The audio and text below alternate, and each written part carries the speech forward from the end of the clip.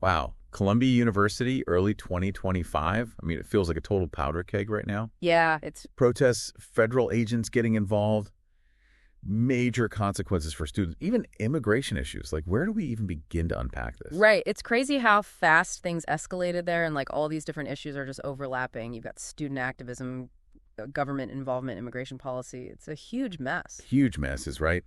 So for this deep dive, we're going to look at a ton of news articles, plus this super in-depth briefing doc about what exactly the Department of Homeland Security has been doing at Columbia and how the university is trying to respond.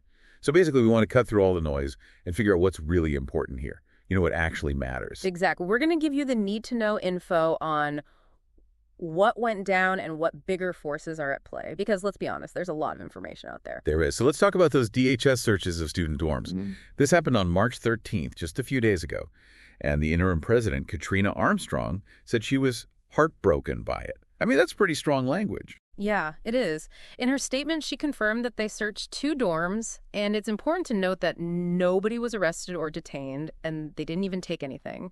And she also said that campus security was there during the searches, and that the university has to comply with the law. So it's a tricky spot for them. It really is. And this wasn't just some casual questioning, right? We're talking about actual search warrants signed by a federal judge. Right. A warrant means law enforcement went to a judge with evidence and said, hey, we think a crime happened and we think there's evidence in these dorms. So the judge signs off on it, which means they thought it was serious. And ABC News is reporting that law enforcement sources were looking for at least one woman who wasn't even there. That seems like a huge detail. It is. It shows this wasn't just a random sweep. They were looking for a specific person, which means they had a reason to be there. And the reports are saying this is all tied to the Trump administration cracking down on people who support Hamas and are threatening Jewish students. So it all goes back to those super intense anti-Israel protests last year and the ongoing issues with anti-Semitism on campus. Exactly. So basically these searches show how the feds are getting involved in what's happening on campus because they're worried about national security and about the safety of certain groups of students. I mean, they're literally going onto campus to take action. So then just a few days before these dorm searches, you have this guy, Mahmoud Khalil, getting arrested. Right. He's 30 years old, Palestinian and a permanent U.S. resident. He just graduated from Columbia, and he was really prominent in those 2024 protests. And get this, ICE arrested him less than a week before the dorm searches. Wow. And they arrested him in a university-owned apartment, not even off campus. Yeah. So that raises all kinds of questions, like did the university know what he was up to? Were they working with the feds? And it just shows how far the government is willing to go to enforce immigration laws. They're literally coming onto campus. And DHS is saying they arrested him to protect U.S. national security because he was leading activities aligned to Hamas, which is a designated terrorist organization.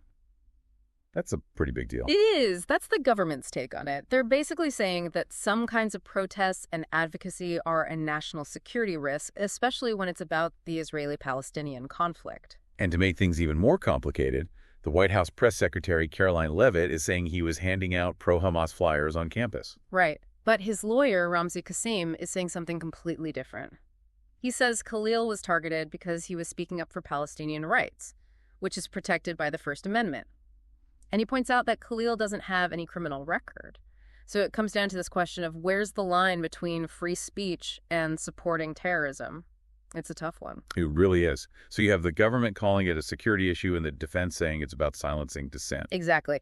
And Khalil's situation now is pretty intense. He's in IC custody in Louisiana and has a hearing with an immigration judge coming up on March 27th. So we'll see what happens then. And what's crazy is that they might try to deport him using this rarely used rule about serious adverse foreign policy consequences for the United States. Yeah, that's not your average immigration violation. It means the government thinks that what he did, even without a criminal record, could mess up America's relationship with other countries. So it goes way beyond just breaking immigration laws and gets into international relations. And on top of all of that, he's married to a U.S. citizen who is 8 months pregnant.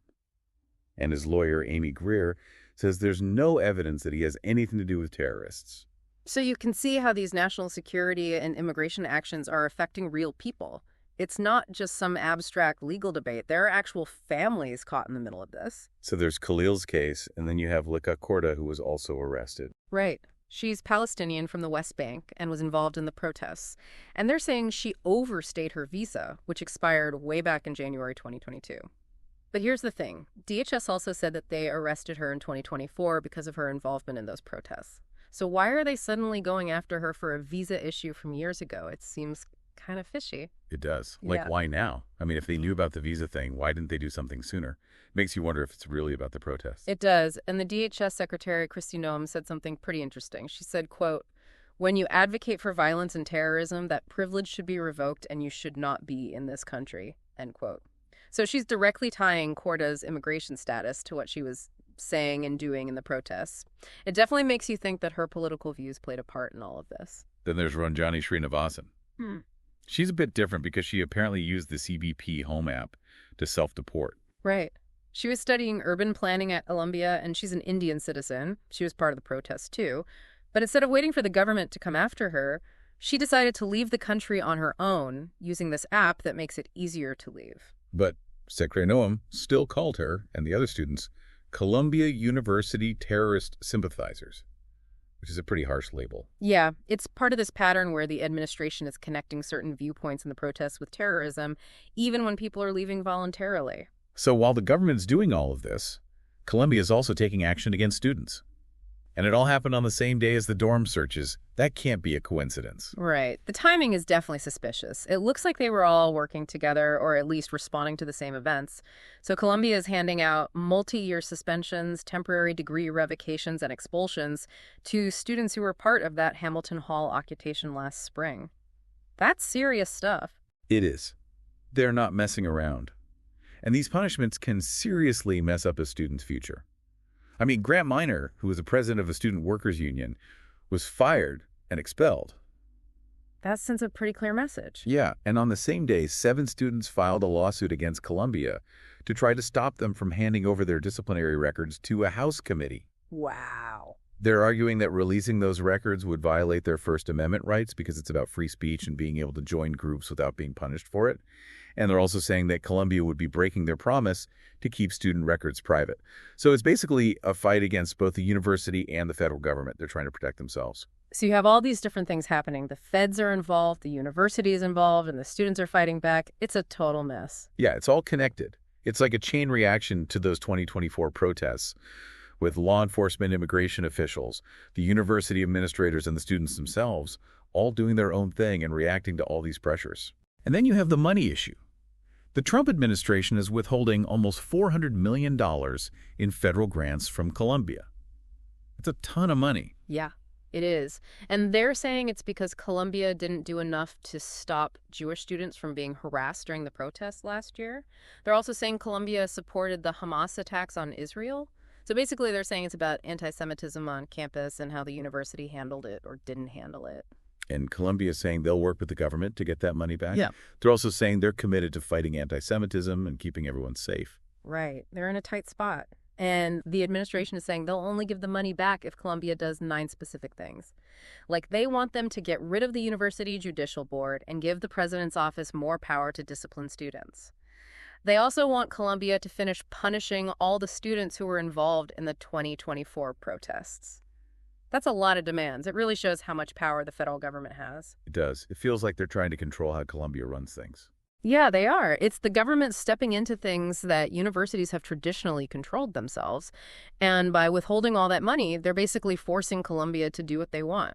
And while all this is happening, you have people protesting in support of Mahmoud Khalil.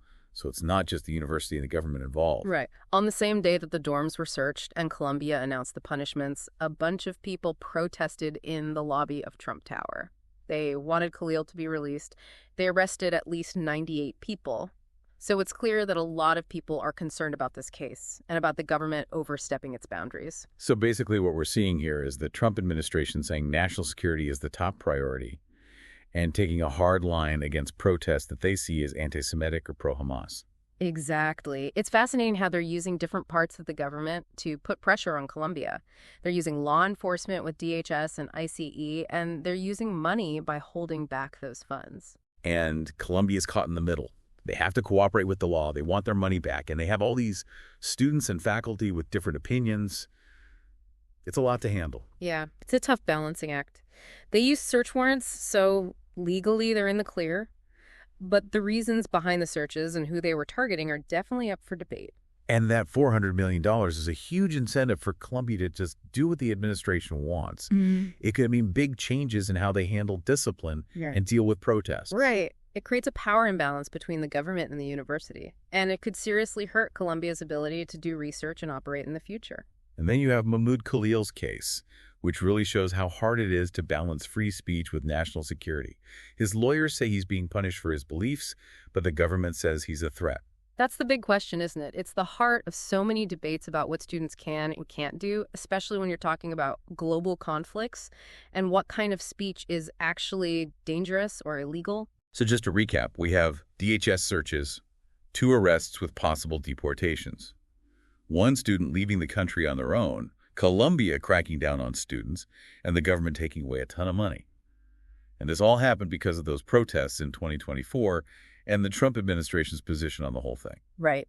It all boils down to a few big questions, like where is the line between free speech and keeping people safe?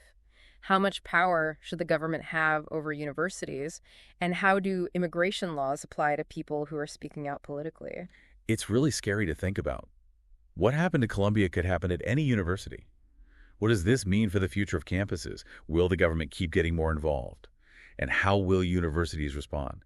And what about free speech? It feels like everything's changing. It's something we all need to think about because it could affect us all. It really could. Definitely something to keep an eye on.